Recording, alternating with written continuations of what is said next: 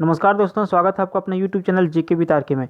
दोस्तों, इस वीडियो में आप जनरल साइंस से संबंधित 20 अति महत्वपूर्ण प्रश्न को कवर करने वाले हैं। तो दोस्तों, यदि आपने रेलवे एनटीपीसी और ग्रुप डी का यदि फॉर्म भरा है तो आपके लिए वीडियो बहुत ही खास हो जाता है, क्योंकि दोस्तों देखिए, रेलवे की जो परीक्षा होती है उसमें जनरल साइंस से संबंधित 25-30 प्रश्न जरूर पूछे जाते हैं। इसलिए आप वीडियो को अंत तक जरूर देखिए, क्योंकि इसमें सारे प्रश्न जो है सेलेक्टेड लिए गए हैं। तो चलिए बिना समय को बर्बाद किए हम लोग स्टार्ट कर लेते हैं पहला प्रश्न से। देखिए, पहला प्रश्न हमारा है, इलेक्ट्रॉन की खोज किसने किया था? तो इलेक्ट्रॉन की जो खोज किया था वो किया था जे थॉमसन ने। ऑप्शन ये यहाँ पर सही उत्तर है क्या? जे थॉमसन ने इलेक्ट्रॉन की खोज किया था सन 1897 ईस्वी में। ठीक है, चलिए अगला प्रश्न है, रेडियो कार्बन डेटिंग खाली स्थान की उम्र ज्ञात करने के लिए प्रयुक्त किया जाता है। ठीक है, देखिए, रेडियो कार्बन डेटिंग जो है किसी चीज़ का उम्र पता करने के लिए एक विधि है। किस चीज़ का उम्र पता करने की एक विधि है? तो ये है जीवाश्मों की उम्र पता करने की विधि। ऑप्शन बी यहाँ पर सही उत्तर है। जीवाश्मों की जो उम्र पता की जाती है कि कितने वर्षों पुराना है, तो यहाँ पर रेडियो कार्बन डेटिंग का प्रयोग किया जाता है। अगला प्रश्न है 3 नंबर प्रश्न, निम्नलिखित में से कौन सा धातु अर्धचालक की तरह ट्रांजिस्टर में प्रयोग होती है? तो 4 ऑप्शन आपके सामने दिए गए हैं। चारों में से कौन सा जो धातु है अर्धचालक की तरह ट्रांजिस्टर में इसका प्रयोग किया जाता है? सही उत्तर है ऑप्शन बी, जर्मेनियम। जर्मेनियम का प्रयोग जो किया जाता है अर्धचालक के रूप में ट्रांजिस्टर में प्रयोग इसका किया जाता है। अगला प्रश्न है, लेसर का आविष्कार किसने किया था? सही उत्तर है ऑप्शन सी, टी.एच. मेमन ने। लेसर का जो आविष्कारक है वो टी.एच. मेमन है, ध्यान रखना है आपको। 5 नंबर प्रश्न है, निम्नलिखित में से गलत युग्म को चिन्हित करें। ठीक है, 4 ऑप्शन आपके सामने दिए गए हैं, इसमें से कौन सा जो जोड़ा है वो गलत है?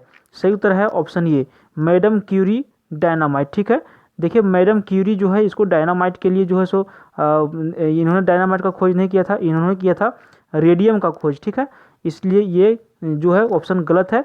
बाकी ये जी बेल जो है ये इन्होंने टेलीफोन का आविष्कार किया था।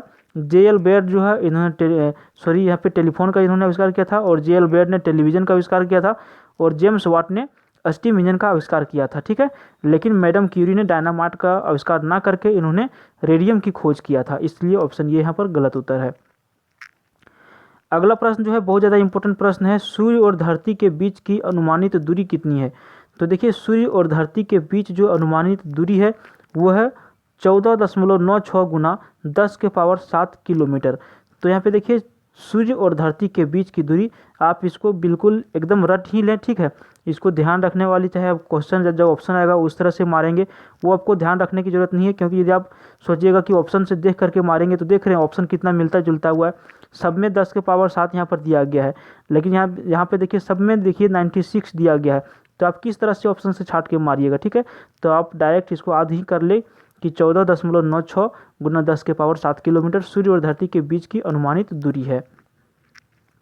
अगला प्रश्न है, वायु की गति निम्नलिखित के द्वारा मापी जाती है।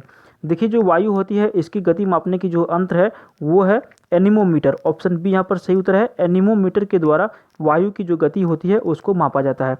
जैसा कि अभी तो आजकल हर किसी के फ़ोन में ऐसा दिया गया है कि वायु जो चल रही है किस दिशा में चल रही है, उसकी गति कितनी है, तो ये कैसे पता चलता है? तो इसको एनीमोमीटर से मापा जाता है। उसके बाद हम लोगों को बताया जाता है कि वायु की गति जो है, वायु की जो प्रेशर है इतना किलोमीटर प्रति घंटा है। अगला प्रश्न है, पुष्पों का अध्ययन क्या कहलाता है? तो देखिए, पुष्पों का जो अध्ययन कहलाता है वो कहलाता है एंथोलॉजी। ठीक है, ऑप्शन ये यहाँ पर सही उत्तर है, एंथोलॉजी जो होता है पुष्पों का अध्ययन होता है। अगला प्रश्न है, एक सर्पिल जीवाणु को क्या कहते हैं? ठीक है, एक सर्पिल मतलब क्या हो जाता है, जो टेढ़े मेढ़े जैसे तैसे रहते हैं। ठीक है, यानी कि उसका कोई शेप नहीं है, कभी लेफ्ट घूम गया, कभी राइट घूम गया, कभी इधर कभी उधर। तो देखिए, एक सर्पिल जो जीवाणु होता है उसको क्या कहते हैं? तो उसको कहते हैं अस्पाइरिलम। ऑप्शन डी यहाँ पर सही उत्तर है। अगला प्रश्न है, एंजाइम जो होता है, आपको पता है मनुष्य के बॉडी में एंजाइम जो है बहुत ज़्यादा होता है। एंजाइम जो होता है अनुपस्थित होता है किस चीज़ में? तो एंजाइम अनुपस्थित होता है विषाणुओं में। ऑप्शन बी यहाँ पर सही होता है। ठीक है, और एंजाइम क्या होता है? एंजाइम जो होता है प्रोटीन होता है। ठीक है, और ये विषाणु में अनुपस्थित होता है। अगला प्रश्न है, सबसे अधिक क्रोमोजोम किस में पाए जाते हैं? क्रोमोजोम मतलब क्या होता है कि जैसे आपने पढ़ा होगा कि मनुष्य का जो क्रोमोजोम है वो कितने हैं, जैसे होता है मनुष्य का 46, जैसे इसमें आपको हो सकता है कि 23 जोड़ी लिखा मिलेगा या फिर 46 मिलेगा। इसी तरह से यहाँ पे क्रोमोसोम के बारे में पूछा जा रहा है कि सबसे अधिक क्रोमोसोम किस में है। तो देखिए सबसे अधिक जो पाया जाता है वो पाया जाता है टेरिडोफाइट्स में। ऑप्शन बी यहाँ पर सही उत्तर है। अगला प्रश्न है स्तंभ मूल यानी कि प्रोफ्रूट क्या होती है, किस में होती है, ठीक है। तो इसका सही उत्तर है ऑप्शन डी अपस्थानिक जड़ें। ये जो अपस्थानिक जड़ें हैं इसमें स्तंभ मूल पाए जाते हैं, ठीक है। अच्छा, ये अपस्थानिक जड़ें क्या होती है, तो देखिए आपने बरगद का पेड़ देखा होगा, बूढ़ा बरगद। आप यदि गांव से संबंध रखते हैं तो आपको पता होगा कि गांव में क्या है ना कि बहुत विशाल विशाल बरगद है, ठीक है। मान के चलिए किसी भी तरह से ये बरगद का पेड़ है जिसका इतना जो है सो मोटा, एकदम बहुत सारा मोटा है, और इसमें जो टहनियाँ होती है यहाँ से कुछ शाखा इसका जो निकलती है यहाँ से झूल करके ये फिर वापस ज़मीन में आ जाती है, ठीक है। ये ज़मीन में आ जाती है और फिर ज़मीन और ये वृक्ष का जो संपर्क होता है, ये तो मोटा सा पेड़ है और यहाँ से भी इसका संपर्क ज़मीन से आ जाता है, उसी को कहा जाता है अपस्थानिक जड़ें, ठीक है। तो यही है स्तंभ मूल, ध्यान रखना आपको। अगला प्रश्न है लीची फल खाने योग्य भाग कौन सा है। तो देखिए आपने यदि लीची खाया होगा तो आपको पता होगा कि लीची कैसे खाया जाता है। तो वही पूछ रहा है कि लीची का जो भाग हम लोग खाते हैं वो कौन सा भाग हम लोग खाते हैं, ठीक है। तो हम लोग खाते हैं एरिल। ऑप्शन बी यहाँ पर सही उत्तर है, ठीक है। बीज का जो आसक्त बिंदु जो होता है उसको कहते हैं एरिल, और हम लोग लीची का भाग जो होता है एरिल को हम लोग खाते हैं। अगला प्रश्न है मूंगफली का वनस्पतिक नाम जो है वो क्या है, ठीक है। तो मूंगफली का वनस्पतिक नाम जो होता है वो होता है एरेकिस हाइपोजिया। ऑप्शन सी यहाँ पर सही उत्तर। बहुत ज़्यादा इंपॉर्टेंट प्रश्न है, मूंगफली का वनस्पतिक नाम, या फिर इसको आपको प्रश्न इस तरह से भी रख सकता है कि मूंगफली का वैज्ञानिक नाम क्या है। तो इसका जो वैज्ञानिक नाम है एरिकस हाइपोजिया मूंगफली का। हर कोई खाए होंगे टाइम पास करने के लिए। चलिए अगला प्रश्न देखते हैं, ब्लीचिंग पाउडर का रासायनिक नाम क्या है। तो देखिए ब्लीचिंग पाउडर का जो रासायनिक नाम है वो है कैल्शियम हाइपोक्लोराइट। ऑप्शन ये यहाँ पर सही उत्तर है, कैल्शियम हाइपोक्लोराइट ब्लीचिंग पाउडर का रासायनिक नाम है। अगला प्रश्न है कैलोरी मीटर बनाया जाता है। आपने कैलोरी के बारे में पढ़ा होगा कि मनुष्यों को कितने कैलोरी की ज़रूरत पड़ती है दैनिक जीवन में जिंदा रहने के लिए या फिर कार्य करने के लिए। तो देखिए कैलोरी मीटर जो बनाया जाता है वही पूछ रहा है कि कैलोरी जो मीटर बनता है, जो मापने की जो मीटर बनता है वो किस चीज़ के बना होता है, ठीक है। तो इसका जो सही उत्तर है ऑप्शन सी यहाँ पर सही उत्तर है, तांबा का। कैलोरी मीटर तांबे का बना होता है, कॉपर का बना होता है। अगला प्रश्न है स्टील की कठोरता को बढ़ाने के लिए किसकी मात्रा बढ़ाई जाती है।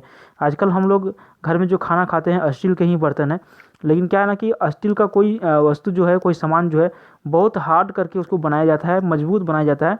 तो इसको जो हार्ड करने के लिए इसकी जो कठोरता बढ़ाने के लिए इसमें कोई तत्व मिलाया जाता है, वो है मैग्नीशियम, सॉरी यहाँ पर वो है क्रोमियम, ठीक है, सही उत्तर है।